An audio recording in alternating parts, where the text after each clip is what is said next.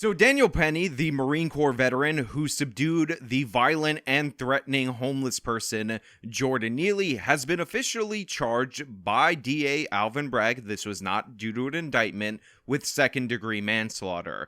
If convicted, he faces about 15 years for these charges, and the reaction to this, plus the analysis that you're getting from many in the left-wing media, is absolutely absurd and ridiculous, and of course, ignores the overwhelming political bias that has gone into this case. But before we get into that, this video is sponsored, so let me toss it to the sponsor, then we'll bring it back over here, and we'll discuss this whole thing on the other side. The 2023 crisis is upon us. The Wall Street Journal is warning that the banking failures you're seeing are going to have serious negative impacts on the average American. Morgan Stanley is warning of a possible crash in the real estate market, a la 2008, if not worse. At the same time, Wells Fargo believes that precious metals are in a super cycle and it's possible for gold to hit $3,000 an ounce. All this is happening while the Fed has less and less tools in order to deal with it. What are they going to do? Raise interest rates again? We're seeing how that's causing all kinds of problems in all different sectors. What you need to do right now is begin to hedge against potential disaster. If you go to National Gold Group or call them at 866-826-2603 and mention my channel, you'll be connected with their all-world American-based customer service, and they will go over your options and tell you about potential fee waivers with qualifying transfers into a precious metal IRA. It is beholden on you to protect your own future, so please call National Gold Group at 866-826-2603 and get started today. There is always a risk with any investment, nothing is guaranteed, and prior performance does not necessarily predict future outcome. Here in New York, a Marine veteran has turned himself in for the killing of a man on the subway in front of multiple witnesses. Jordan Neely died after Daniel Penny put him in a chokehold after witnesses said he behaved erratically. So as you can see by the perp walk, Daniel Penny was in fact charged. He was released after submitting himself for surrender on those charges, and he will be tried in the future for, as I said in the beginning, second-degree manslaughter. Now, we're going to talk about that charge in just a moment, but I just want to point out that I predicted on this channel that not only would Daniel Penny definitely be charged by District Attorney Alvin Bragg, not by a grand jury, but I also pointed out that the black and or potentially Hispanic or maybe some kind of Italian would also not face charges, because I knew that the entire motivation, the impetus behind this, was in fact to go after a white person for stepping up to defend people from a dangerous black homeless person. This was all racially motivated, and as I talked about on social media, if you'll recall, in the Ahmaud Arbery case, they actually convicted the man and sentenced him to life who filmed the shooting from 100 feet away. Now, this was due to the fact that he participated in what is called a felony murder, because he participated in the initial attempt to stop Arbery, which was previous, and thus they said that incident carried over. It was all part of one incident, and they were able to secure a life conviction. However, they're now arguing that Penny is guilty of manslaughter due to the chokehold, but they have not submitted any charges for the black person that you could see on the video, or the Hispanic person that were holding down his arms and or legs during the restraint, inarguably aiding in the chokehold of this person, and inarguably they should be held responsible by the logic of the district attorney for this death. Yet they're not doing so because, again, it's about charging a white person, not about pursuing justice or having any consistent standard. Never forget about it. Penny is expected to face second-degree manslaughter charges at his arraignment.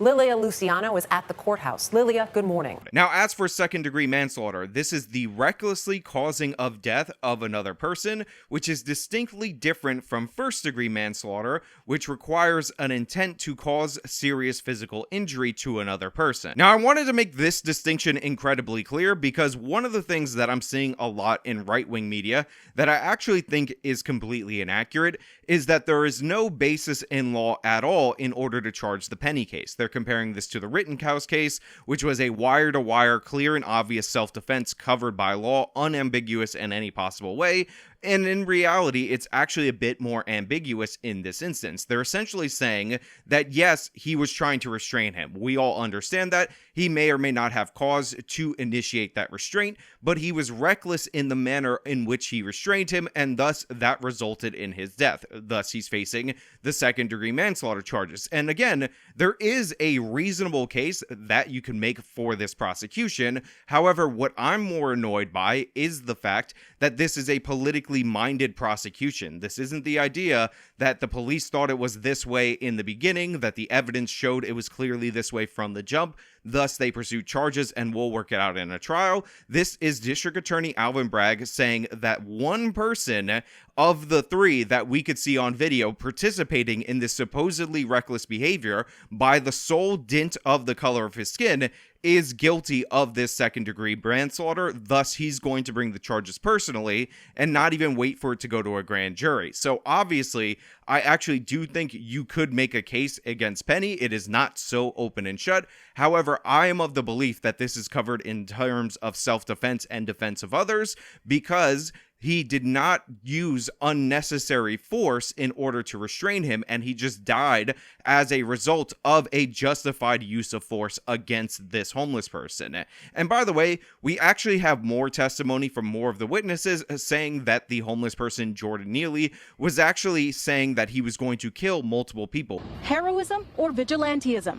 The video shows 3 strap hangers subduing the 30-year-old man after witness Juan Alberto Vasquez says he got on the northbound F train and began acting aggressively, threatening riders. Law enforcement sources with knowledge of the case confirm his account, saying according to a witness, the man began shouting, quote, "I want food. I'm not taking no for an answer. I'm ready to go back to jail, and I'll hurt anyone on this train." The man got on the subway car and began to say a somewhat aggressive speech, saying that he was hungry, he was thirsty, and he didn't care about anything. He didn't care about going to jail, that he didn't care that he gets a big life sentence, and it doesn't matter if he died. Now, I've already showed you that local news segment in my previous coverage, but we have additional testimony from a 64-year-old woman who said that he was threatening to kill passengers on the train, and it wasn't until that moment that the Marine decided to step up and intervene in the situation. Now, I've seen a lot of people in the bad faith left-wing category that just want to pretend that the homeless person is the victim of systemic structures and racism and capitalism, and oh my god, he used to impersonate Michael Jackson over 10 years ago, so he's obviously an innocent angel. Make the case that the right wing is somehow being hypocritical because they say they're for free speech, yet they're saying that his words somehow constituted him being justifiably killed. Now, to explain that, I have to break it down in 2 ways. Number one, if you're talking about imminent threats of violence, imminent threats of harm, no, those are not regular protected freedom of speech words. Those are what are considered fighting words. And yes, if somebody is threatening to kill somebody in the moment, you don't have to wait for them to throw the first punch, to stab, or whatever. You can intercede on their behalf or defend yourself on your behalf. Think about it like this. If somebody were going to pull a firearm on you and say, "I'm going to shoot you," then you can interpret that without the shot being fired as a deadly threat. But to take it one step further, if somebody had a firearm on him and then he said he was going to kill you, and you have reasons to believe that he's going to reach for the gun or whatever, you don't actually have to wait for him to make that move, because you understand this person is making an imminent threat in this moment. This is covered under law everywhere in the United States, everywhere in the Western world. The idea that this is somehow some inconsistency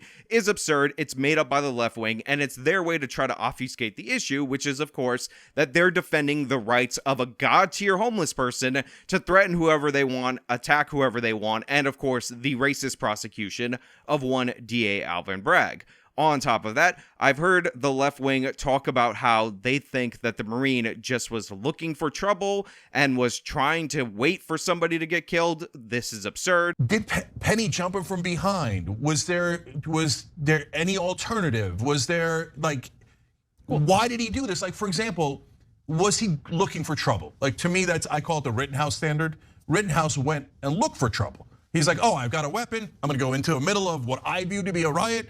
And if anybody throws a plastic bag at me, or there's a shot nearby, or there's a skateboarder that's, et cetera, I got it. It's absurd for two reasons. One, Kyle Rittenhouse, completely innocent. It is proven over and over again by the video. He acted in perfect self-defense. You can see it for yourself. The people attacked him. He didn't do a McJedi trick on Joseph Rosenbaum to make him charge him and chase him across a parking lot, then lunge for his gun. That is all proven out by the forensic evidence. So the idea that Kyle was looking for trouble makes no sense. And number two, the idea that a Marine existing on the subway where some crazy homeless person happens to come on and starts threatening people was just waiting for that opportunity makes no sense at all. It's so funny how you could just assume because the Marine Corps veteran is a white person and the person who was threatening other people who ended up getting choked out is a black person, that the Marine must be a violent, evil white racist. But you can't point out that Jordan Neely has a long track record of assaulting people,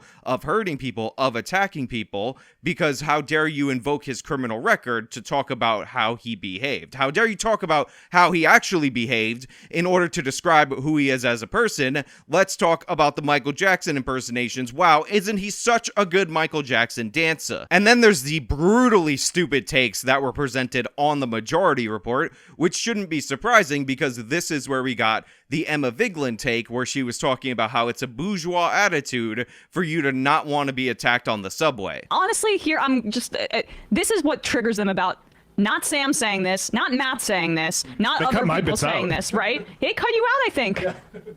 They literally, it's something about me specifically. It's that I'm a woman. It's that I'm a white woman. It's that you don't want to be a victim. I'm not the damsel. So there's two things that are funny about this. First and foremost, in this segment, Emma says the criticism of her stupid take has to do with her being a woman and sexism. And again, you just have somebody who said something stupid, is getting pushed back based on the substance of what she said, and now she's trying to play the ultimate victim in response to that. However, it gets significantly dumber. And Emma, just so you know, I'm gonna attack Sam Cedar after this. It's not about you being a woman, it's about you saying something stupid, because Emma actually starts to say that this guy wasn't even trying to restrain Neely. He was actually trying to kill him. He was trying to murder him. Severely underweight, starving on the street. There were multiple people there involved in subduing him. They could have put him face first on the ground, had his hands behind his back. There were a lot of other options if he was really trying to subdue him in this situation. So this is what people who have no honor and think that their audience are complete idiots do all the time whenever trying to argue any topic. They initiate strategic skepticism. He was aggressively threatening, although it's also unclear that he was actually threatening anybody. He was just acting in a way that was scary. Whenever the facts, even if they're supported overwhelmingly by the testimony and the evidence, cut the other way against your position, you start treating that with ambiguity and skepticism. So they minimize everything that was alleged that Neely said. They minimize the fact that there were 30 witnesses on the train. They spoke to the police. The police got their sentiment from what went on. Almost all of them, if not all of them, seemed to support the Marine and the two others who participated in this restraint. And they say, oh, well, you know, that didn't happen. He was just hungry. He was just like, I'm so hungry. I'm so underweight. I used to impersonate Michael Jackson before, but I'm just sad. And he wasn't threatening anybody.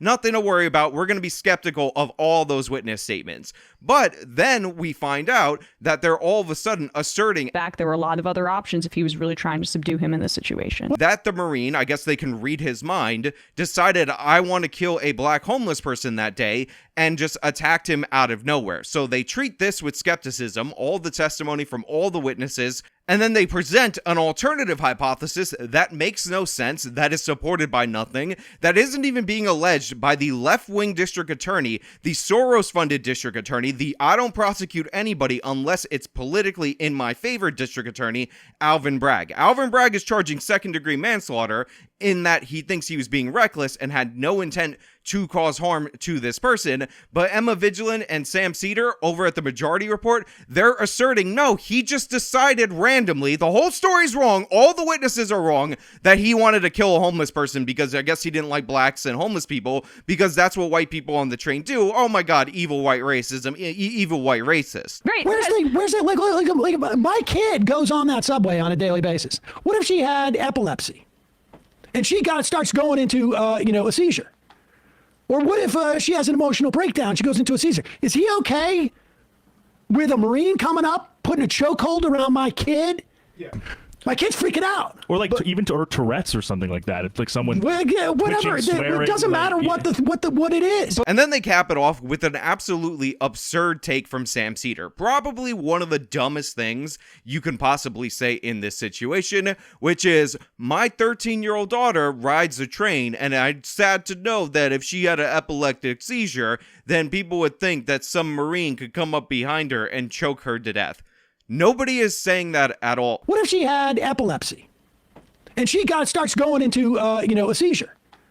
Or what if she has an emotional breakdown? She goes into a seizure. Is he okay with a Marine coming up, putting a chokehold around my kid? This is the guy that people are calling the great debater, the great intellectual of the left, the one that all the right-wingers fear and they would never want to get into a conversation with one-on-one. This is their champion. This is their hero. This is the man behind the meme, Debate Sam Seder, and he's trying to make the argument to his audience, and his audience thinks he's this smart guy. It's so impressive. Oh my God, Sam Seder. Don't approach the intellectual genius of Sam Seder, that there is no difference between a homeless man threatening to kill you on the train and a 13-year-old girl having a seizure. And that does not create any legal distinction. There's no precedent that says that somebody having a seizure at age 13 is any difference in kind in terms of a threat than a guy threatening to kill you on a train. But that has no impact at all. And what Sam Seder's basically trying to make the case is, if you're not in favor of Jordan Neely's natural, God-given super right to threaten and assault anybody on the train at will, then honestly, you're in favor of choking to death 13-year-old girls who have seizures on the train. That's exactly the equivalent situation here. You're totally not stretching at all. You're totally not changing up everything about the story all at once in order to make this absurd point, and that's the great debater. Now, by the way, I just want to point out that this is a long Majority Report segment, and you should watch it in its full context, because it's even dumber in its full context, and one of the defenses that they try to use against criticism of clips is that the clips were a part of an overall incredibly stupid larger conversation that added no intellectual value. So how dare you clip out certain segments of their stupidity rather than consuming all of their stupidity? And just to give you a highlight, at one point in time, Emmaviglin actually tries to flex on Ben Shapiro that she's this middle-class, hardworking person, and Ben Shapiro is incredibly rich, even though, as we discussed on this channel, Emmaviglin is the daughter of two former U.S. attorneys, two former corporate attorneys, and as people have pointed out in other places on the internet, she went to a school from 1st grade to 5th grade that currently charges, so it's probably less back then, $40,000 a year in tuition. That's the level of wealth Emmaviglin comes from. That's who she is. She's somebody who got her first job with Kirsten Gillibrand, the senator from New York, because her parents were giant donors to her. My fellow New Yorkers, this has been a week of strong emotions in our city. One of our own is dead. A black man, black like me. These people are absolutely absurd, but it actually gets worse. You had Eric Adams talking about how one of us was killed on the subway, and he meant specifically black people, and then he talked about how he named his son Jordan. One of our own is dead. A black man, black like me.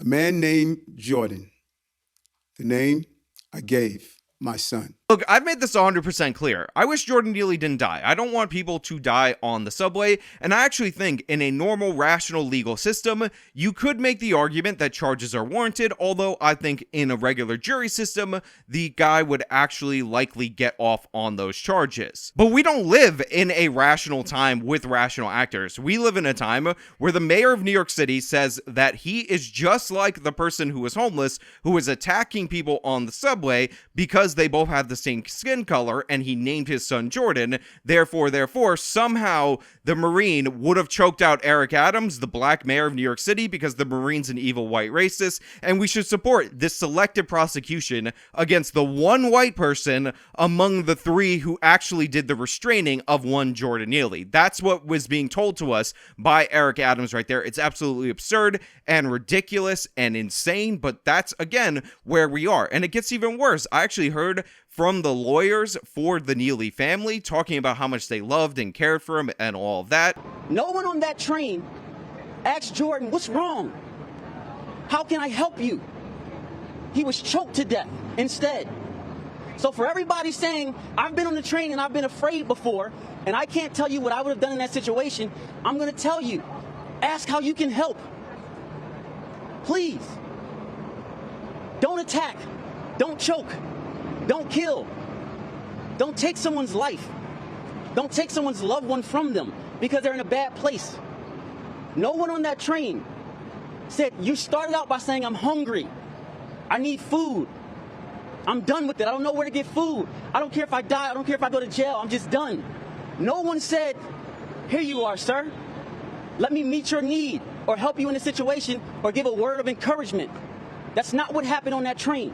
And they're now asserting that when this guy was threatening to kill people, random people on the train should have said, are you okay, buddy? Are you okay, our innocent angel? They should have shown him the compassion that is clearly not being shown to him by the Neely family, because one of the most absurd things about these people coming out now and talking about how much they love Neely and how he was embraced by his family and they cared about him so hard is that Neely is a homeless person. So they want us to believe that Jordan Neely was a homeless person who fell through the cracks of the system, who is one of those people who are left behind by New York City, but then he has family in New York City that weren't taking care of him, that weren't helping him out. I saw people talk about how Neely couldn't possibly afford medical insurance in order to get the mental health care that he needed. But again, if he's a homeless person with no income, he would have qualified for Medicaid. And one of the things that you have to do when you deal with people with disabilities who have mental disabilities is fill out the paperwork for them. This is something that members of my family have done, members of my fiance's family have done, because this is what happens when you have people that actually care when they're alive about their mentally ill family members. So the family, absolutely scumbag. This is so ridiculous. Total cash grab. They're going to file a suit against the MTA, then a wrongful death suit against Penny. Make no mistake about it, because all of a sudden, the guy that they let live on the streets, the guy that they didn't care about, was loved and he was just embraced by the community. And oh my God, the evil white racism went and attacked him. Look, jury selection is absolutely key in this scenario, but I also want to point out that one of the advantages Bragg has in this instance with not charging the other two people that participated in this supposed second-degree manslaughter is the fact that those two individuals are unlikely to testify on behalf of Penny because they could easily be charged, and Bragg is likely not going to offer them an immunity deal. So we're in a situation where Bragg is actually strategically cutting off two key witnesses for the defense, because anything they testify to in trial is going to be stuff that could be used against them in a potential trial against them, and according to the Fifth Amendment, they have a right to not testify against themselves. So we're going to have a scenario where Bragg is trying to rig the system in order to go after this white person specifically. You can see the signs of this. This was actually something that existed in the Chauvin case. If you'll remember, the guy who was with George Floyd was actually his drug dealer and friend, and they wanted this guy to testify, but he couldn't testify because under Minnesota law, you could be charged with third-degree murder if it is proven that you gave somebody drugs and then that person died from the drugs, which was the defense of the Chauvin team. However, they couldn't put it on because they didn't offer an immunity deal to that person just to cut down the defense's ability to operate in that case. Also, I just want to point out, all the people that are comparing the holding down or assisting in the holding down to the Officer Derek Chauvin case, the reason that's an inaccurate comparison is because that is not like the Arbery case where it's you aided in the crime that resulted in this person's death. That's an instance where as a police officer, you technically have a responsibility to intervene in another officer's civil rights violation, and that's why they were comparable. That's why I didn't bring it up, and that's also why Officer Tao, the guy who did crowd control, was also convicted in that. It wasn't about assisting in the hold, it was about not intervening on behalf of what was later deemed to be a civil rights violation of one George Floyd. So that comparison gets floated around a lot. I just wanted to delineate the difference from that because we try to be accurate on this channel, but I want to know what you guys think down in the comments of this video. Now, I am of the belief that Penny will actually be found not guilty by a jury of his peers, because if you get people that actually live and work in New York City that actually take the train on that jury, they're not going to to be on his side. The fringe minority of idiots who jumped on the tracks, these are college-age kids who have no connection with the real world, or brain-dead political activists who were born with a silver spoon squarely inside their mouth that are on the side of this person. But you get some hardworking people there, you get people who actually take the train, and the overall sentiment in New York City is definitely not in favor of this, because this is the ideology of the elite. This idea that the homeless people are this sacred, superior class of people with extra rights, the God-given natural right to threaten whoever they want on the subway, attack somebody repeatedly, not get held in jail throughout this whole period of time, which, by the way, had he been held in jail, he would be alive at this period of time. And yeah, that's just something that you got to deal with, and when you citizens step up, then you're done. But those are just my thoughts. Let me know your thoughts down in the comments below. If you like the video, show them by leaving a like, subscribe for more content, follow me on all my social medias, support me via the support links in the description of this video. This has been me talking about the charging of Daniel Penny. Till next time.